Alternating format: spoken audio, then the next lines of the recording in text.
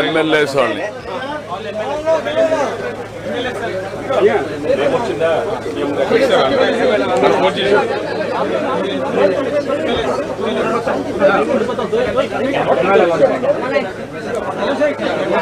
Thank you.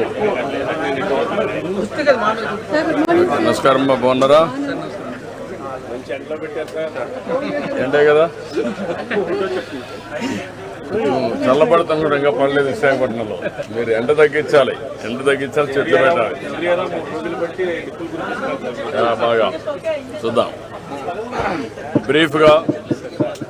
Silence. అందరికీ నమస్కారాలు. ఈరోజు నేను వరల్డ్ ఎన్విరాన్మెంటల్ డే రోజున విశాఖపట్నం వచ్చాను. మొట్టమొదటిసారిగా యూనివర్సిటీ క్యాంపస్లో చెట్టు పెట్టాను.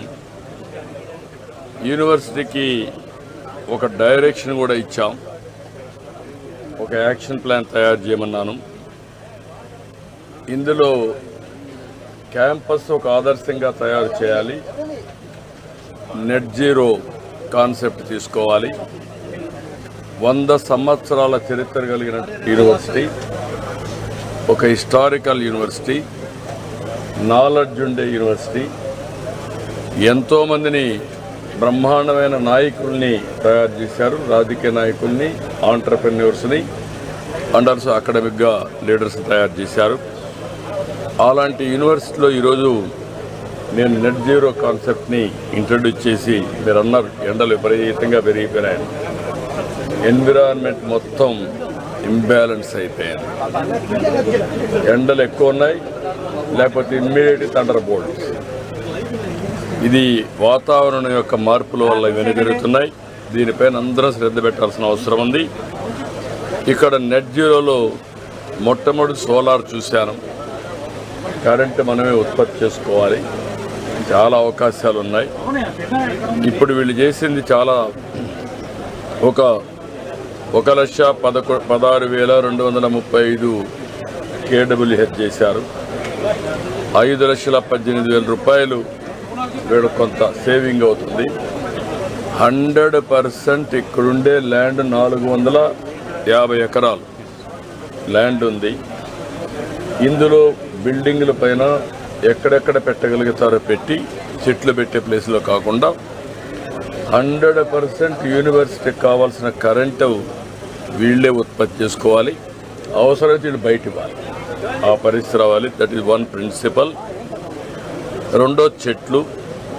మొత్తం క్యాంపస్ ఈరోజు తిరుమలలో మీరు చూస్తే 89.5% గ్రీనరీ ఉంది. దానివల్ల ఈరోజు అక్కడ పోతే ఒక మ్యాక్సిమం డిఫరెన్స్ కనపడుస్తుంది. ఎండలకు టెంపరేచర్ కానీ, ఎండలు కానీ, ఇవన్నీ కూడా చాలా డిఫరెన్స్ వస్తాయి. ఇక్కడ 100% దాజీ అని హైదరాబాద్లో బ్రహ్మాండంగా చేశారు, వారిని కూడా పెట్టుకున్నాం. ఇక్కడ బయోడైవర్సిటీ పార్క్ కింద యూనివర్సిటీ తయారు కావాలి. ప్రపంచంలో ఉండే చెట్లన్నీ తీసుకొచ్చి అవన్నీ పెట్టి పిల్లలకి ఇది ఒక ఎక్స్పీరియన్స్ సెంటర్ కావాలి, అది కూడా ఒక డైరెక్షన్ ఇచ్చాం. మూడోది solid waste management, circular economy. హాస్టల్లో ఉత్పత్తి చేసే వేస్ట్ కానీ, కాలేజీలో ఉత్పత్తి చేసే వచ్చే వేస్ట్ కానీ, ఇవన్నీ కూడా 3 రకాలుగా కన్వర్ట్ చేయాలి. ఒకటి, ఫుడ్ లాంటి వేస్ట్ వెట్టంతా ఉంటే దాన్ని ఆటోమేటిక్గా కాంపోస్ట్గా తయారు చేసి చెట్లకు వాడుకోవాలి. చెట్లలో వచ్చే ఆకులు కూడా కాంపోస్ట్గా తయారు చేయాలి. 2, దాంట్లో వచ్చే వేస్ట్ అంతా కూడా ఒకవేళ అవసరమైతే బయోగ్యాస్ కూడా తయారు చేసుకోగలిగితే అది కూడా తయారు చేసుకుని కుకింగ్కి వాడుకుంటాం. మూడోది, ఏదైతే రీసైక్లింగ్ మనకు పంపించేదంతా మేము ఎట్లా స్వచ్ఛ పదం కూడా పెట్టాం, దానికి ఇచ్చి రీసైక్లింగ్ పంపించాలి. మూడోది, దేనికి పనికిరాని చెత్త ఇక్కడే ఎనర్జీ ప్లాంట్ పెట్టాం, వేస్ట్ ఎనర్జీ అక్కడే పంపించాలి. ఈ 3 కూడా పాలసీస్ వాళ్ళకి ఇచ్చాను. వేస్ట్ వాటర్ మేనేజ్మెంట్, STPలు పెట్టాలి, నెట్ జీరో. ఎక్కడ కూడా ఒక్క డ్రాప్ ఆఫ్ వాటర్ ఇక్కడి నుంచి బయట పోవడానికి వీలు లేదు. అది కూడా ట్రీట్ చేసిన తర్వాత తాగే పరిస్థితి రావాలి. కనీసం తాగడానికి స్టిగ్మా ఉంటే కనీసం దాన్ని చెట్లకు వాడుకుని చెట్లకు పెట్టే పరిస్థితి రావాలి. అది కూడా క్లియర్గా చెప్పాం. ఫైనల్గా దీన్ని పిఎన్జి తీసుకురావాలి. పిఎన్జి వచ్చి గ్యాస్ పైపులో వచ్చే గ్యాస్ ద్వారా వంటలు చేయాలి. అవన్నిటి కూడా పెట్టాలి. ఎలక్ట్రికల్ స్టవ్స్ పెట్టుకోవాలి.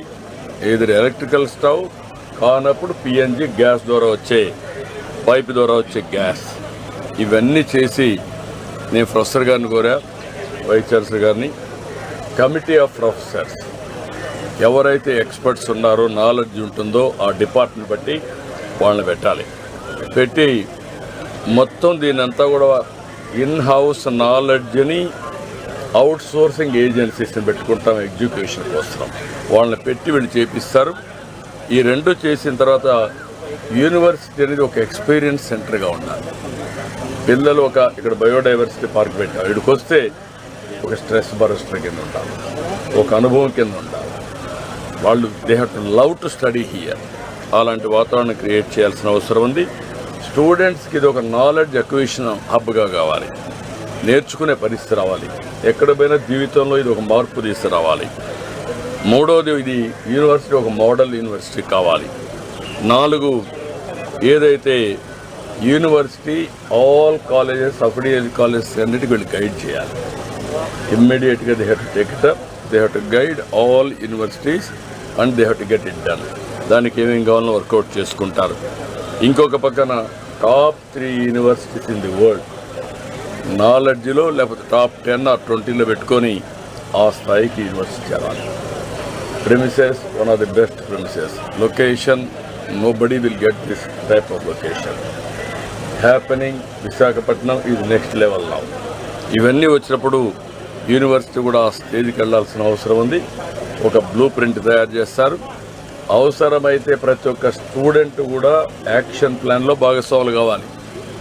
వాళ్ళకందరికీ ఇచ్చిన తర్వాత వాళ్ళు కూడా ఐడియాస్ ఇస్తే అవి కూడా తీసుకొని ఇంటిగ్రేట్ చేసి లెక్చరర్స్, ఆల్ స్టాఫ్, అదే సమయంలో స్టూడెంట్స్ అందరూ కలిసి దీన్ని తయారు చేస్తారు. రెండోది, ఈరోజు ఎన్విరాన్మెంట్ డే కాబట్టి నేను కూడా సైకిల్లో వెళ్తాను.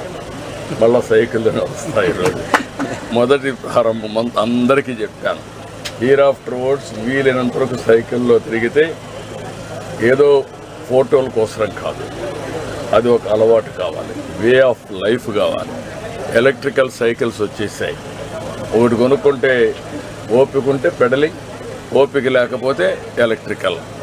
రెండోది, దీనివల్ల మీకు అడ్వాంటేజ్ ఏంటంటే ఎక్సర్సైజ్, ఫిట్నెస్ పర్ఫెక్ట్గా ఉంటుంది. ఇక్కడ విశాఖపట్నంలో కూడా ఈ సిటీలో వాకింగ్ పాత్ కూడా తయారు చేస్తాం. సైక్లింగ్ పాత్స్ ఎన్ని వీలైతే తయారు చేస్తాం. సెపరేట్గా ఉంటాయి. ఎవరు పోవాలన్నా సైకిల్లో కూడా పోయి వస్తూ ఉంటారు ఆఫీసులకి. అలాంటి ఎన్విరాన్మెంట్ని క్రియేట్ చేస్తాం. గ్రీనరీ కూడా 50% పెంచుతాం. ఈరోజు పవన్ కళ్యాణ్ గారు డిప్యూటీ సీఎం గారు ఆధ్వర్యంలో 5 కోట్ల సీడ్ బాల్స్ కూడా తయారు చేస్తున్నాం. దాన్ని కూడా ఒక ఉద్యమంగా తీసుకుంటాం.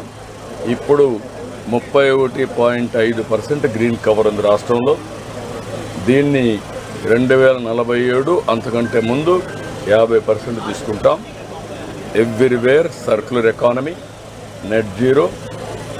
అది కౌన్సిల్లో కావచ్చు, ఆర్గనైజేషన్స్లో కావచ్చు, కాలేజీల్లో కావచ్చు, ఎవ్రీవేర్ దీన్ని ఫాలో అవ్వాలి. ఇది ఒక ఆదర్శ